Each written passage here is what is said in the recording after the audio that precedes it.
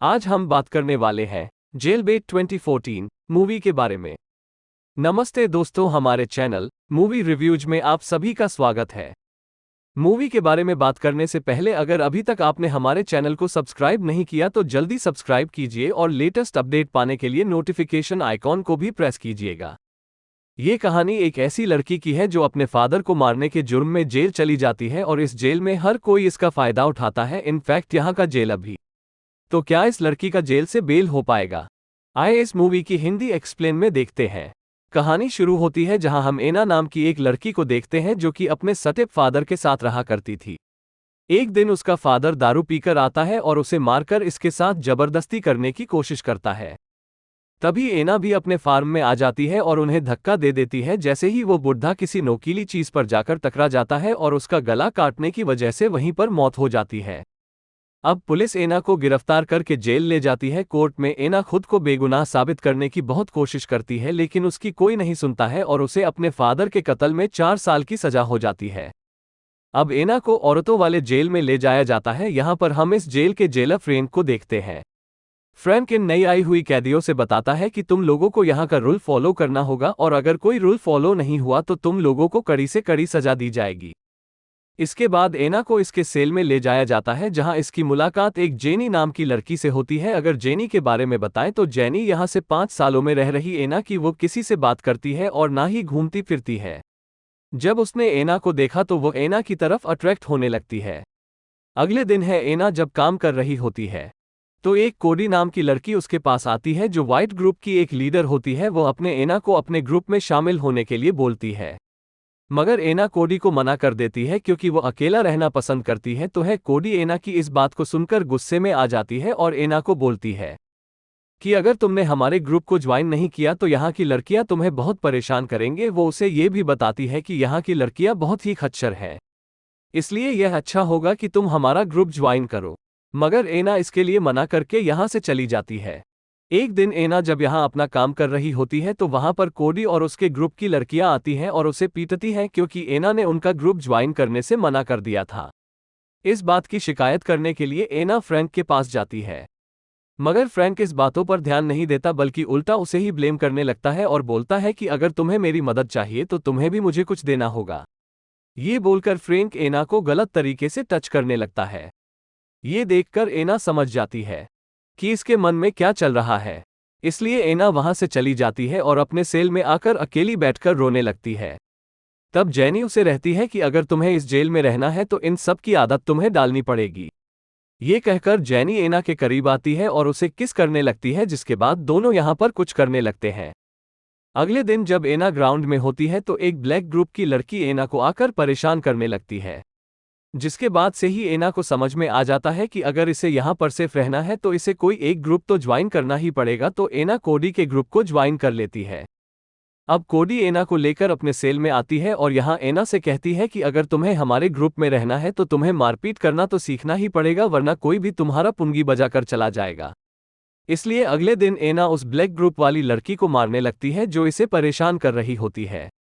तभी वहां पर गार्ड जाते हैं और एना को पकड़कर यहाँ से ले जाते हैं। अब जो कि एना ने जेल का रूल तोड़ा था इसलिए उसे सजा मिलने वाली थी। गार्ड इसके सारे कपड़े खुलवाकर एक छोटे से कमरे में बंद कर देते हैं जहां बहुत ठंड होती है, जिसके बाद एना को फिर से फ्रैंक के पास भेज दिया जाता है। अब यहां पर फ्रैंक एना को बोलता है कि अगर तुम्हें इन सब टॉर्चर से बचना है तो तुम्हें मुझे खुश करना पड़ेगा। अब एना इस बार उसकी बातों को मान लेती है और जेलर साहब इसकी लेने लगते हैं। अब एना समझ जाती है कि यहां पर रहने के लिए उसे कैसे सर्वाइव करना पड़ेगा। इसके बाद एना कोडी के पास आती है जहां दोनों मिलकर नशे करने लगते हैं। इसके बाद वो दोनों कुछ करने भी लगते हैं। अगले दिन एना ब्लैक ग्रुप की वही लड़की जिसको मैंने बहुत मारा था वो एना के पास आकर उससे फाइट करने लगती है और देखते ही देखते इन दोनों ग्रुप के बीच में फाइट स्टार्ट हो जाती है।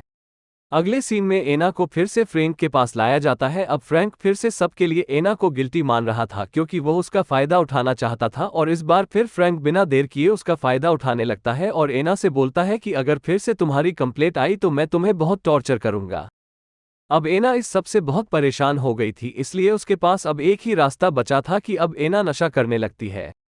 अब ये बात जब कोडी को पता चलती है तो वो उसे मना करती है, मगर एना कोडी की बातों को नहीं मानती। इसलिए कोडी एना को अपने ग्रुप से निकाल देती है। ये बात जब ब्लैक लड़की को पता चलती है कि एना ने कोडी के ग्रुप को छोड़ दिया है, तो वह अपना ग्रुप ला करके एना को बहुत पीटती है। अब एना पूरी तरह से नशेड़ी बन चुकी थी। इसी जेल में और 2 लड़कियां भी होती हैं जो हर वक्त नशे में रहती थी, इसलिए एना भी उनका ग्रुप ज्वाइन कर लेती है और उनके साथ रहकर नशेड़ी बनती चली जाती है। एक दिन जेनी एना को समझने की कोशिश करती है, लेकिन एना जेनी की बातों पर कोई गौर नहीं करती।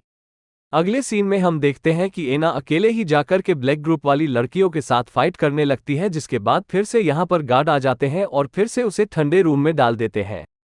इसके बाद फिर से फ्रैंक उसे रूम से बाहर निकलता है। बाहर निकलते ही एना फिर से नशा करने लगती है, लेकिन इस बार कोडी उसे देख लेती है और उसे समझाने की कोशिश करती है, लेकिन तभी वहां पर कुछ गार्ड्स आ जाते हैं और जिनके साथ फ्रैंक भी होता है। यहाँ एना इनको खुद को मारने की धमकी देने लगती है, तभी वहां उसे एक गार्ड रोक लेता है, जिसके बाद फिर से उसे ठंडे रूम में बंद कर दिया जाता है। अब एना को नशे की इतनी आदत लग चुकी थी कि ड्रग्स लिए बिना वो बीमार होने लगी थी। एक बार जब वह एक छोटे से रूम में थी तो वह अपने खाने वाली प्लेट को तोड़कर अपनी नस को काट लेती है और यह करते हुए उसे गार्ड देख लेता है और उसका रूम खोलकर उसे मेडिकल रूम में ले आता है। यहाँ पर जिन नाम की नर्स एना का बहुत अच्छे से ध्यान रखती है। जब एना यहाँ से डिस्चार्ज हो जाती है और अपने सेल में आकर के फिर से अपने शोल्डर पर बने हुए कोडी के ग्रुप के टाइटल को हटा देती है। ये बात जब कोडी को पता चलती है तो वो एना को बहुत मारती है, जिसके बाद एना फिर से मेडिकल रूम में आ जाती है। इस बार इससे मिलने के लिए वहां फ्रैंक भी आता है, जहां वह एना को बैडली टच करने लगता है, जो वह नर्स देख लेती है। फ्रैंक जब यहां से चला जाता है तब नर्स फ्रैंक के बारे में एना से पूछने लगती है। तब एना फ्रैंक के बारे में नर्स को सब कुछ बता देती है कि वो हर बार एना का ऐसे ही फायदा उठता है। ये जानकर के नर्स फ्रैंक के पास आती है और कहती है कि मुझे तेरी कले करतूतों के बारे में सब पता चल चुका है और उसे धमकाने लगती है। अब इससे फ्रैंक गुस्सा हो जाता है और उस नर्स को मार डालता है। ये बात जब एना को पता चलती है कि फ्रैंक ने नर्स को मार दिया है तो वह बहुत दुखी हो जाती है, जिसके बाद फ्रैंक फिर से एना के साथ बदतमीजी करने लगता है और एना फ्रैंक से परेशान हो गई थी। अब एना हेल्प के लिए कोडी के पास आती है और फ्रैंक की बदतमीजी के बारे में सब कुछ बता देती है। ये सब सुनने के बाद कोडी उसे एक फ़ोन देती है, जिसमें कोडी एना से फ्रैंक की करतूतों को रिकॉर्ड करने के लिए कहती है। अब अगली बार जब भी फ्रैंक इसके साथ गलत करता है तो एना वह सब कुछ उस फोन में रिकॉर्ड कर लेती है। अब कुछ दिनों बाद जब बड़े ऑफिसर जेल में आते हैं कैदियों से पूछताछ करने के लिए, तब यहाँ एना फ्रैंक का वो वीडियो उन्हें दिखा देती है। ये सब देखकर इसके तुरंत बाद ही फ्रैंक को गिरफ्तार कर लिया जाता है और यह ऑफिसर्स फ्रैंक के ऐसे व्यवहार के लिए एना से माफी भी मांगते हैं और साथ ही इसकी सजा भी खत्म कर दी जाती है। अब एना जेल से रिहा हो जाती है और इसी के साथ यह मूवी यहाँ पर एंड हो जाती है। अगली मूवी के रिव्यू आने तक के लिए नमस्कार। तो दोस्तों, ऐसे ही मज़ेदार मूवीज के स्टोरीज जानने के लिए चैनल को सब्सक्राइब कीजिए और कमेंट करके बताइए आपको ये स्टोरी कैसी लगी। मिलते हैं नेक्स्ट वीडियो में। Bye bye.